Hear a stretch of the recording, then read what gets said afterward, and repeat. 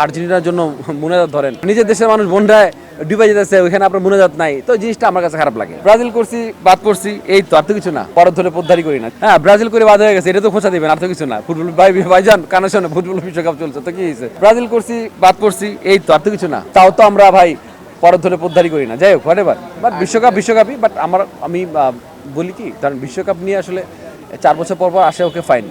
মানে আপনি আর্জেন্টিনার জন্য মুনাজাত ধরেন, নিজের দেশের মানুষ বন্যায় ডুবে যেতেছে, ওইখানে আপনার মুনাজাত নাই, তো জিনিসটা আমার কাছে খারাপ লাগে। আমার কাছে মনে হয় যে না, এটা মাঠ থেকে মাসির দর বেশি দেখাচ্ছি, আর ওনারা মাসিও না, ওনারা কিছুই না, ফুটবলটাকে ভালোবাসি, ওকে ফাইন, এ পর্যন্ত। তো এটার জন্য মারামারি কাটাকাটি, কে এটা সেটা, মানে মরে যাওয়া, মেরে ফেলা, মার দেওয়া, বন্যা হচ্ছে, মানুষের খবর, মানে কি অবস্থা দেশের।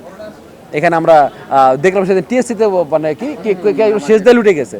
তো আস্তাগফিরুল্লাহ, মাফ করুক। তো এরকম মানে নিজের দেশের জন্য আল্লাহর কাছে চান, আল্লাহ আপনারও ভালো লাগবে, আমাদেরও ভালো লাগবে আর কি। বাট হ্যাঁ, থাকুক, আনন্দটা থাকুক। না ভাই, আমি খেলা পাগল মানুষ, আপনারাও জানেন। সো আমি খেলা দেখি, বাট লাস্ট এই কয়েকদিন দেশের পরিস্থিতির কারণে আমি খেলাও দেখি না, খেলা না পোস্ট করতে আমার ইচ্ছা করে না এখন, মানে